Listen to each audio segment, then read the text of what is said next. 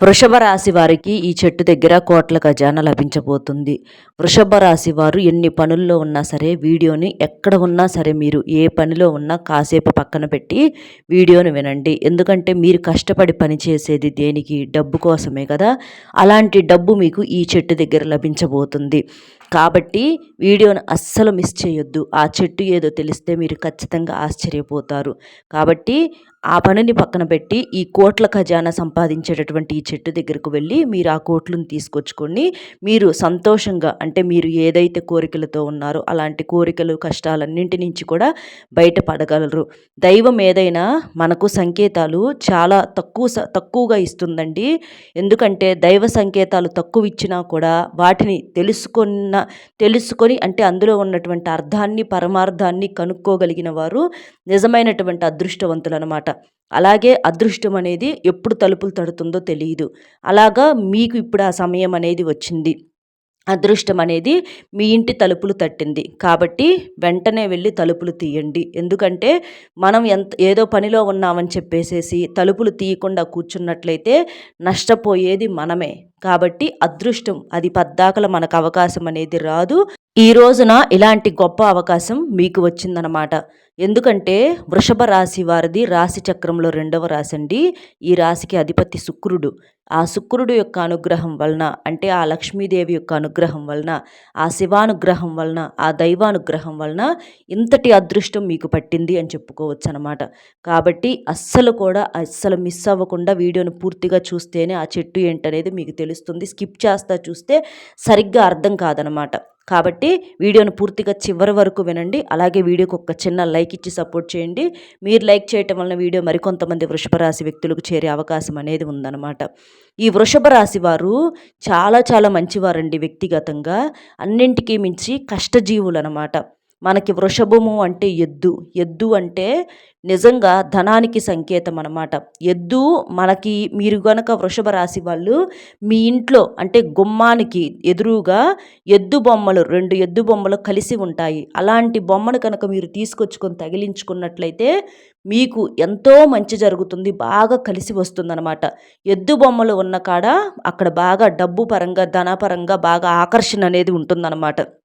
ఎద్దు లక్ష్మీదేవి రూపంగా కూడా చెప్పుకుంటూ ఉంటారు. దైవానికి గుర్తు ఎద్దు అనేది. ఎందుకంటే ఈ వృషభ రాశి వారి మనస్తత్వం అంత మంచిది కాబట్టే వీరి రాశి యొక్క గుర్తు పరంగా ఈ ఎద్దు అనేటటువంటి అంటే వీరి చేసే కష్టానికి గుర్తుగా అలా రావటం అనేది జరిగిందనమాట. ఈ వృషభ రాశి వ్యక్తులను మనం గమనించినట్లయితే మీరు చూడండి ఇప్పుడు కూడా ఏదో ఒక పనిలో ఉంటారనమాట. అంటే ఖాళీగా ఉండరు. ఈ వృషభ రాశి వారు ఏంటంటే ఎప్పుడూ కూడా ఏదో ఒక పనిని వెతుక్కొని మరీ చేసేటటువంటి మనస్తత్వం వీరి దగ్గర ఉంటుందన్నమాట. మీ గురించి మరిన్ని ఆసక్తికరమైన విషయాలు తెలుసుకునే ముందు ఒక్కసారి ఇది వినండి. చాలామంది కూడా ఏంటంటే చెప్పుకోలేని సమస్యలతో సతమతమైపోతూ ఉంటారు.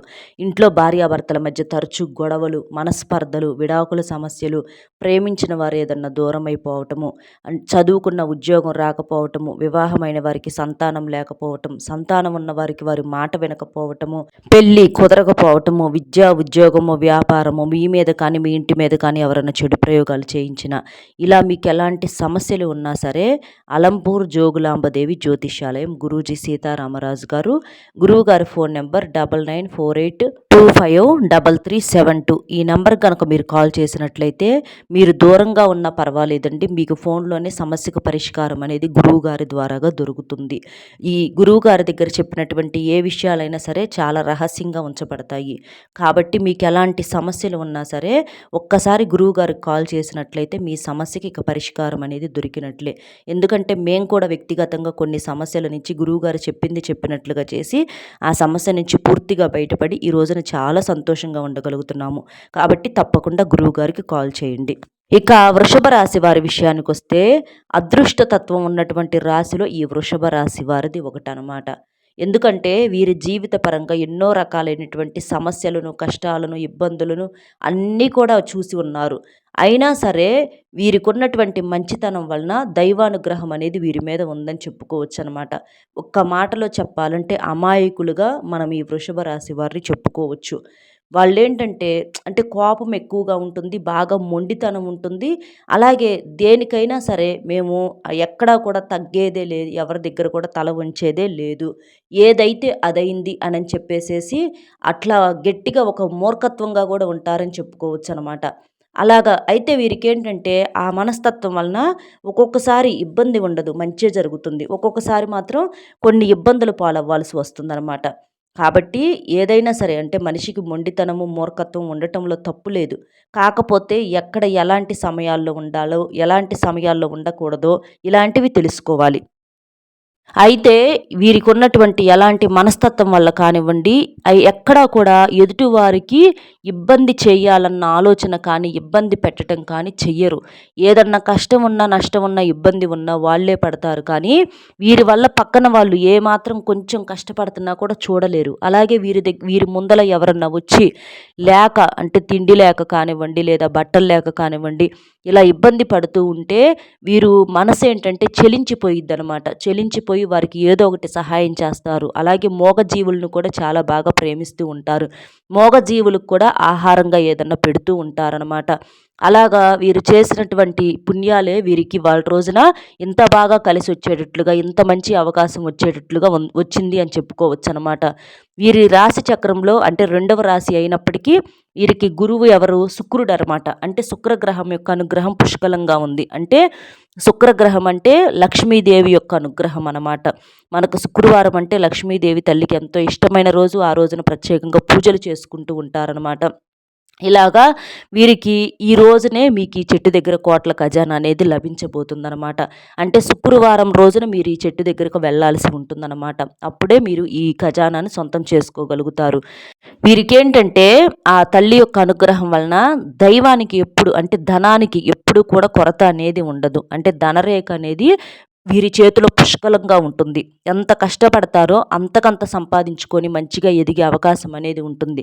కాకపోతే ఒక్క మైనస్ పాయింట్ ఏంటంటే చేతిలో లక్ష్మీదేవి అనేది నిలబడదనమాట. అంటే కొంచెం ఏదైనా సరే ఉండంగానే ఏదన్నా ఖర్చులు చేసేద్దాము, ఏమన్నా తీసుకొచ్చుకుందాము అదని ఇదని చెప్పేసేసి కొంచెం అనవసరపు ఖర్చులు ఎక్కువ చేస్తూ ఉంటారనమాట. కాబట్టి సొమ్మయితే కష్టపడతారు, కష్టానికి తగ్గట్లుగా వచ్చిద్ది కానీ నిలుపుకోలేక వెంటనే ఖర్చు చేస్తూ ఉంటారనమాట. కాకపోతే ఆ దైవానుగ్రహం ఉండటం వలన మళ్ళీ వస్తూ ఉంటుందన్నమాట. కాకపోతే ఏదైనా సరే అవసరాన్ని బట్టి వాడుకొని వెళ్తే మీరు జీవితంలో మంచిగా ఎదిగే అవకాశం అనేది ఉంటుంది. వృధా ఖర్చులు చేయటం వలన రేపు మళ్ళీ ఇబ్బంది పడే అవకాశం అనేది కూడా ఉంటుందన్నమాట. కాబట్టి ఒక రూపాయి ఖర్చు చేసేటప్పుడు మనం అంటే దీనివల్ల ఏదన్నా ఉపయోగం ఉందా లేదా అని 1కి 2 సార్లు ఆలోచించి మీరు ఖర్చు చేసినట్లయితే మీరు సంపాదించేటటువంటి సంపాదనకి జీవితంలో ఒక మంచి కోటేశ్వరులుగా సెటిల్ అయ్యే అవకాశం అనేది ఉంటుందన్నమాట. మీరు అంత కష్టపడతారు కాబట్టి అంత సంపాదన కూడా మీకు ఉంటుంది. అలాగే మీ యొక్క మంచితనానికి కలుసుబాటు అనేది కూడా ఉందన్నమాట. చేతిలో ఎప్పుడు ధనం అనేది ఆడుతూ ఉంటుంది. కాబట్టి దాన్ని నిలబెట్టుకోండి. అంటే ఎవరికన్నా అప్పులుగా ఇవ్వటం కానివ్వండి, వృధా ఖర్చులు చేయటం కానివ్వండి, లేదా మధ్యవర్తులుగా ఉండటం కానివ్వండి, స్నేహితులు నమ్మి వాళ్ళకి వీళ్ళకి ఇవ్వటం కానివ్వండి, ఇలాంటివి చేస్తే మాత్రం గట్టిగా ఇబ్బంది పడాల్సినటువంటి పరిస్థితులు అనేవి ఉన్నాయి కాబట్టి కొంచెం జాగ్రత్త పడండి. ఇక మీరేంటంటే ఆడవారవ్వచ్చు, మగవారవ్వచ్చు, వృషభ రాశిలో ఉన్నవారు వీరికి అంటే ఒక కళ, లక్ష్మీ కళ అనేది వీరి ముఖంలో ఉట్టిపడుతూ ఉంటుందన్నమాట. గుణంలో ఎంత ధనవంతులో అలాగే రూపంలో కూడా వీరు అంత గొప్పగా ఉంటారని చెప్పుకోవచ్చనమాట. వీరి యొక్క అంటే వీరిని చూసినప్పుడు ఎవరైనా సరే అలాగే చూస్తూ ఉండాలి అని చెప్పేసి అనిపిస్తూ ఉంటుంది. అలాగే వీరితో మాట్లాడాలి, మనసులో ఉన్నటువంటి ప్రతి మాట కూడా చెప్పుకోవాలి అనిపిస్తుందనమాట. ఎందుకంటే వీరు కూడా అలాగే చెప్తారు. కాబట్టి ఎదుటివారు కూడా వీరికి చెప్తారు. కాకపోతే ఏదైనా సరే కాస్తంత రహస్యం అనేది మనిషికి తప్పనిసరి. ఎందుకంటే ఇప్పుడున్నటువంటి మంచి ఇంకాసేపటికి ఉంటుందో లేదో తెలియదు. ఎప్పుడు ఎటు నుంచి ఏ ప్రమాదం వస్తుందో తెలియదు కాబట్టి కొంచెం ఏదైనా చెప్పేటప్పుడు చెప్పే విషయాలైతే పర్వాలేదు. కానీ ప్రతీది కూడా చెప్పినట్లయితే ఇబ్బంది పడే అవకాశం అనేది ఉంటుంది. అలాగే ఈ వృషభ రాశి వారు ఏంటంటే దైవాన్ని ఎక్కువగా నమ్ముతూ ఉంటారు. ఎక్కువగా శివారాధన చేస్తూ ఉంటారు. లక్ష్మీదేవికి పూజలు చేసుకుంటూ ఉంటారు. వీరు ఎక్కువగా శివాలయానికి వెళ్తూ ఉంటారు. సోమవారం రోజు అలా వస్తే అలాగే పూజలు ఇంట్లో కూడా దీపారాధన చేసుకుంటూ ఉంటారు. ఇట్లాగా దైవారాధన కూడా దగ్గరగా ఉంటారు. మనసులో కూడా ఎక్కువగా దైవనామ స్మరణ చేసుకుంటూ ఉంటారనమాట. కాబట్టి కష్టాలు వచ్చినప్పటికీ కూడా ఏమాత్రంగా గుండె ధైర్యంతో ఉన్నారు అనంటే వీరు దైవాన్ని నమ్మటం వల్లనే. ఎందుకంటే దైవాన్ని నమ్మటం వలన మనకు లాభమే తప్ప ఎటువంటి నష్టము అనేది ఉండదనమాట. అలాంటి దైవాన్ని మీరు మీరు నమ్మి మీరు చేసినటువంటి పూజలకు ప్రతిఫలంగా ఈ రోజున మీకు ఈ చెట్టు దగ్గర కోట్ల ఖజానా అనేది లభించబోతుంది. అది కూడా శుక్రవారం రోజున. అంటే శుక్రవారం రోజున ఆ లక్ష్మీదేవి తల్లే మీకు కోట్లు ఇవ్వటానికి సిద్ధంగా ఉందన్నమాట. చాలు మీరు పడిన కష్టాలు చాలు, మీరు పడ్డ బాధలు చాలు, మీరు పడ్డ అవమానాలు చాలు, మీరు పడ్డ నిందలు చాలు. అలాగే మీరు చేసినటువంటి ప్రతి పూజలో కూడా ఎటువంటి కల్మషం లేని మనసుతో పూజను చేయటం వలన మీరు చేసే పూజ అంటే పూజ అవ్వచ్చు, లేదా వ్రతాలు అవ్వచ్చు, నోములు అవ్వచ్చు, ఇలా ప్రతివి కూడా చక్కగా ఆ దైవానికి అందాయి. కాబట్టి ఆ దైవానుగ్రహంతో మీకు ఈ చెట్టు దగ్గర కోట్ల ఖజానా అనేది లభించబోతుంది. ఎందుకంటే ఈ చెట్టు దగ్గర మీరు ఎన్నిసార్లు కూర్చొని ఉంటారు, చూసి ఉంటారు, కాకపోతే పట్టించుకోలేదనమాట. ఎందుకంటే ఆ చెట్టులో కూడా ముక్కోటి దేవతలు ఉన్నారు, అందరి దగ్గర పూజలు చేస్తున్నారు, కానీ నన్ను మీరు పట్టించుకోలేదు అని చెప్పేసేసి ఈ రోజున మీకు ఈ సమాచారం అనేది తెలియజేస్తుంది ఆ తల్లి. ఆ చెట్టు ఏదో కాదండి, ఆ చెట్టు వచ్చేటప్పటికి మర్రి చెట్టు అనమాట. ఈ మర్రి చెట్టు మనం చిన్నపిల్లలప్పుడు వినే ఉంటాము, కానీ ఇప్పుడు పెద్దగా పట్టించుకోకపోవచ్చు. కానీ మర్రి చెట్టు అనేది దేవతా వృక్షం అనమాట. మర్రి చెట్టు దగ్గర ఎన్నో రకాలైనటువంటి ప్రత్యేకమైనటువంటి పూజలు చేస్తూ ఉండేవారు మన పూర్వీకులు, మన ఋషులు అవ్వచ్చు, మన పెద్దవాళ్ళు అవ్వచ్చు, ఎక్కువగా పూజలు చేస్తూ ఉండేవారు. ఎందుకంటే దేవతా వృక్షం అనమాట. మర్రి చెట్టును తాకినా కూడా మనకి ముక్కోటి దేవతల యొక్క ఆశీర్వాదం అనేది దొరుకుతుంది, అష్ట కష్టాలు అనేవి తప్పుతాయన్నమాట. మర్రి చెట్టు ఎంతో గొప్ప వృక్షము. దీనికి ఎంతో శాస్త్రాల్లో అంటే ఎంతో గొప్పగా చెప్పబడింది మర్రి చెట్టు గురించి. ఒక్క మాటలో చెప్పాలంటే సాక్షాత్తు పరమశివుడే మర్రి చెట్టు త్వరలో దాక్కున్నాడనమాట. ఏంటి, శనిదేవుడు అంటే కాసేపు, అంటే కొన్నాళ్ళు, ఒక నెల లేకపోతే ఒక సంవత్సరం నేను నీకు పడతాను అని చెప్పి శనీశ్వరుడు అడిగినప్పుడు, వద్దు, నాకు భార్య బిడ్డలు ఉన్నారు, నేను లోకాన్ని చూసుకోవాలి, నువ్వు నాకు వద్దు శని అని చెప్పి పరమేశ్వరుడు తిరస్కరించడంతో కనీసం ఒక్క గంటైనా నేను నీ దగ్గర ఉంటాను, నీతో ఉంటాను అని చెప్పి ఆ పరమేశ్వరుడిని శనీశ్వరుడు బ్రతిమిలాడటంతో, సరే ఒక్క గంటదేముందులే అని చెప్పేసేసి ఈ పరమేశ్వరుడు ఏంటంటే శనీశ్వరుడు యొక్క మాటకు అంగీకరించినప్పుడు ఇక ఆ సమయం అనేది వచ్చేసింది. ఏది, శనీశ్వరుడు ప్రవేశిస్తానన్న సమయం వచ్చేసింది అనమాట పరమేశ్వరుడి దగ్గరికి. ఇక ఈ పరమేశ్వరుడు ఏం చేశాడంటే, సమయం వచ్చేసింది, ఇప్పుడు నాకు శనీశ్వరుడు నన్ను ఇబ్బంది పెట్టడానికి, బాధలు పెట్టడానికి వచ్చే సమయం అనేది వచ్చేసింది. కాబట్టి ఇప్పుడు నేనేం చేయాలంటే ఈ గంట సేపు నేను శనీశ్వరుడికి దొరకకూడదు అని చెప్పేసేసి మనకి పరమేశ్వరుడు శివభగవానుడు ఏం చేస్తాడంటే మర్రి చెట్టు త్వరలో వెళ్ళి దాక్కుంటాడనమాట. అలాగ వెళ్ళి ఆ గంట సేపు ఆ మర్రి చెట్టు త్వరలోనే ఉంటాడనమాట. ఇక శనీశ్వరుడు ఏంటి, వచ్చేసినప్పుడు అక్కడ పరమేశ్వరుడు కనబడలేదు, ఏంటి ఎక్కడికి వెళ్ళాడా ఏంటి అని చెప్పేసేసి అనుకుంటూ ఉంటాడనమాట.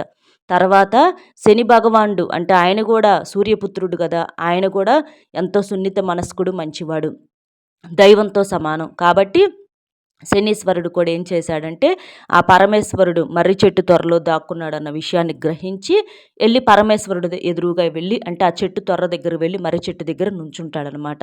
ఇక గంట నుంచి అలాగే కూర్చొని ఉంటాడు, ఉక్కిరి బిక్కిరి అయిపోతూ ఉంటాడు. గంట అయింది, అమ్మయ్య సమయం దాటిపోయింది, ఇక నన్ను శనీశ్వరుడు ఏం చేయలేడు అని చెప్పేసేసి బయటికి వస్తాడనమాట. ఎందుకంటే శని బాధలంటే దైవానికే భయం అనమాట, అంత గొప్పగా బాధ పెడుతూ ఉంటాడనమాట. అలాంటిది మనం మనుషులు ఎంత, కాబట్టి శనిదేవుని యొక్క అనుగ్రహం అనేది కూడా కావాలన్నమాట. ఇక తర్వాత గంట తర్వాత మర్రి చెట్టు త్వరలో నుంచి పరమేశ్వరుడు బయటికి వస్తాడు. వచ్చిన తర్వాత ఇక ఎదురుగా ఏంటి, శని భగవానుడు నుంచొని ఉంటాడనమాట. నుంచొని ఉంటే ఇక అంటే పరమేశ్వరుడు అంటాడు, చూసావా, నువ్వు నన్ను ఈ గంట సేపు ఇబ్బంది పెట్టాలని చూసావు, నేను నీకు దొరకకుండా ఈ మర్రి చెట్టు త్వరలో దాక్కున్నాను, నువ్వు నన్ను ఏం చేయలేకపోయావు అని చెప్పి పరమేశ్వరుడు నవ్వుతూ అంటాడు. దానికి శనీశ్వరుడు ఏం సమాధానం చెప్తాడంటే, పరమేశ్వర, నువ్వు లోకాన్ని పాలించేవాడివి, అలాగే అంటే భార్య బిడ్డలు ఉన్నారు, పార్వతి అంటే తల్లి బిడ్డలను, భార్యని, అట్లాగా లోకాన్ని కూడా అన్నింటినీ కూడా పక్కన పెట్టి నువ్వు నాకు భయపడి ఈ మర్రి చెట్టు త్వరలో దాక్కున్నావు. అంటే నువ్వు నన్ను అంటే నాకు భయపడినట్లేగా, నేను నిన్ను అక్కడ ఇబ్బంది పెట్టినట్లేగా, గంట సేపు నేను నిన్ను మర్రి చెట్టు త్వరలో కూర్చోబెట్టినట్లేగా, ఇది పరమేశ్వర నా యొక్క శక్తి ఏంటి అంటే ఇలా ఉంటుంది అని చెప్పేసి శని భగవానుడు చెప్పటం అనేది జరిగింది. దానికి ఆ పరమేశ్వరుడే నిజంగా చేతులెత్తి 2 చేతులెత్తి దండం పెట్టి, నిజమే శనీశ్వర, నువ్వు చాలా గొప్పవాడివి, నీ నుంచి తప్పించుకోవటం మాత్రం ఎవ్వరి వల్ల కూడా కాదు, ఖచ్చితంగా నీ యొక్క అనుగ్రహం ఉంటేనే ఏ మానవునికి అయినా సరే దైవానికైనా సరే సమస్యలు రాకుండా ఉంటాయి, నిజమే అని చెప్పేసి పరమేశ్వరుడు కూడా ఒప్పుకుంటాడనమాట. అలా అలా పరమేశ్వరుడు దాక్కున్నటువంటి మర్రి చెట్టు అంత గొప్పది కాబట్టి అది దేవతా వృక్షమైంది. అలాగే పరమేశ్వరుడు ఆ చెట్టు కింద కూర్చొని తపస్సు కూడా చేసుకుంటూ ఉంటాడనమాట. కాబట్టి ఆ చెట్టుకి దైవానుగ్రహం అనేది పుష్కలంగా ఉంటుంది. మర్రి చెట్టును తాకినా కూడా కోటి జన్మల పాపాలు తొలగిపోతాయి. కాబట్టి మీరేంటంటే శుక్రవారం రోజున ఇలా ఎన్ని శుక్రవారాలు వెళ్ళాలి అంటే మీరు 7 శుక్రవారాలు వెళ్ళాల్సి ఉంటుంది. 7 శుక్రవారాలు ఆడవారైనా వెళ్ళొచ్చు, మగవారైనా వెళ్ళొచ్చు.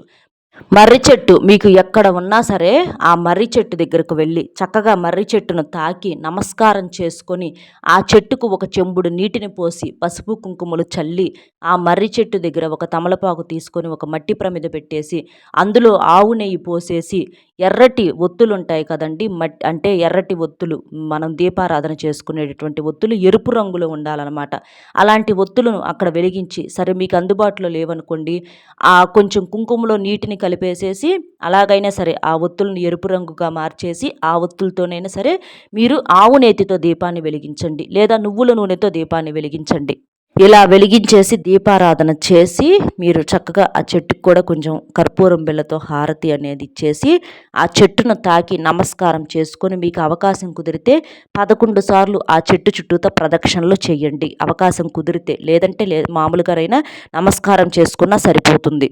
ఇలా మీరు 7 శుక్రవారాలు ఆ మర్రి చెట్టు దగ్గరకు వెళ్ళి ఇలా పూజ చేసినట్లయితే ఆ చెట్టు దగ్గరే మీకు కోట్ల ఖజానా లభించబోతుంది. అంటే చెట్టు దగ్గర కోట్లు అంటే ఆ దైవానుగ్రహం వలన మీకున్నటువంటి దోషాలు, దరిద్ర సమస్యలు, కష్టాలు అన్నీ కూడా తొలగిపోయి మీకు అంటే బాగా కలిసి రావటానికి మీకు ఈ చెట్టు దగ్గర ఇలా చేసిన దగ్గర నుంచి 7 శుక్రవారాలు తర్వాత నుంచి మీ సుడి ఎలా తిరుగుతుందో చూసి మీరే ఆశ్చర్యపోతారు.